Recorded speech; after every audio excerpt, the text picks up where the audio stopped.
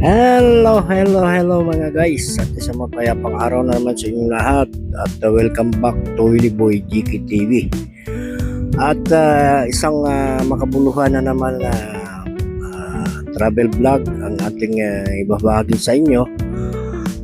Ito po ay tungkol sa isang tulay na siguro pang 5 beses na natin itong ibablog dito sa may Marcos Bridge, dito sa may Tawiran, Ubando, Bulacan, kung saan ito ay isa daw sa pinakalumang tulay dito sa may Gawing Bulacan at ipinangalan pa ito kay Marcos Bridge, pero ang katawagan din maliban sa Marcos Bridge ay ang Tawiran Bridge. At tayo guys ay papunta na doon. Tayo ay namimisikleta, papunta na tayo doon para ibigay sa inyo ang update sa kung ano na ang nangyari, kung ito pa ay buo na o kaya pwede nang daanan, dahil medyo siguro mga 4 na buwan na hindi natin napuntahan, kaya tayo ay papunta ngayon doon sa may Tawiran para inyong silayan. At shout out po sa lahat ng mga OFW na nakatira dito sa Gawing Bulacan, dito sa may Gawing Ubando, Kawayan at Bulacan, dahil ito pagkakataon nyo ito guys, pagkakataon nyo na masilayan ang inyong lupang sinilangan nga. There's no place like home, ika nga nila, na napakasarap sa pakiramdam kung sakaling ikaw ay naninirahan na ngayon sa ibang bansa. Napakasarap panuorin ang ating lugar, ang ating kinalakihan na lugar. O maliban sa mga OFW, yung kung mayroon naman na halimbawa dito dati nakatira at lumipat sa ibang lugar, ito guys ay pagkakataon na to na inyong masilayan. Itong lugar na to guys, itong ano na to ay ang tawag dito dati ay Sabana, dahil walang kabahayan dito guys dati, mga siguro past mga 10 years nakalipas nung tayo ay nagsa-tricycle, nung tayo may tricycle pa, binabiyahin dito tayo guys, naghahatid din tayo dito ng pasahero at ano ito, at tatawagin nila ito Sabana kasi walang pamamahay kundi tanging mga talahib at yan nga mga sa gilid ng palaisdaan, dahil talagang ang magkabilang bahagi nito ay palaisdaan.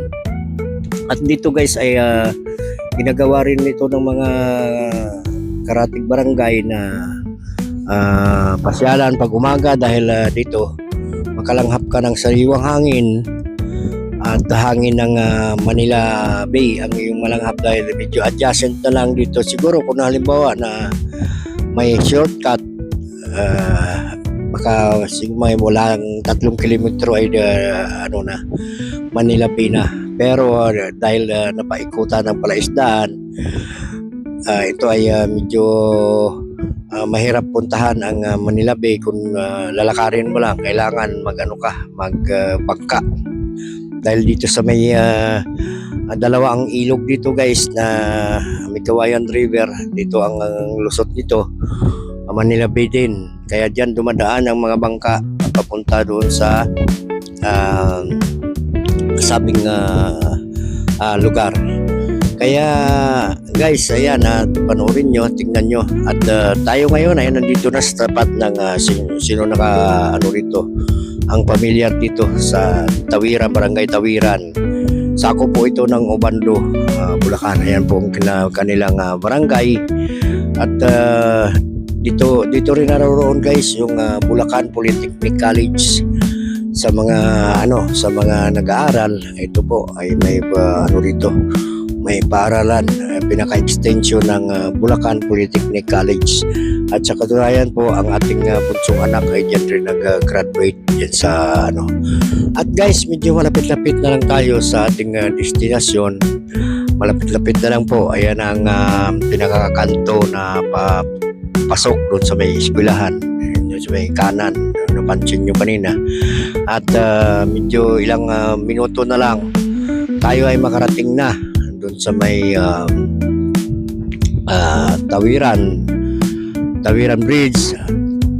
Kung tatawagin ay Marcos Bridge kasi dati yan ang katawagan. Bali Marcos Bridge o kay Tawiran Bridge, yan ang dito ang katawagan sa lugar na to.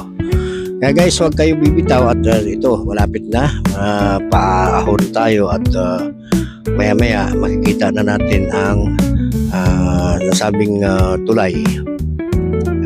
Samahan niyo ako guys.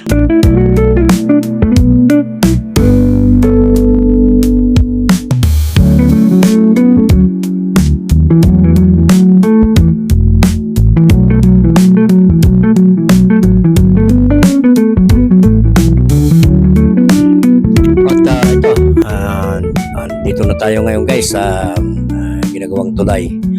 At yan, makita nyo yung ilog na yan ay may Kawayan River.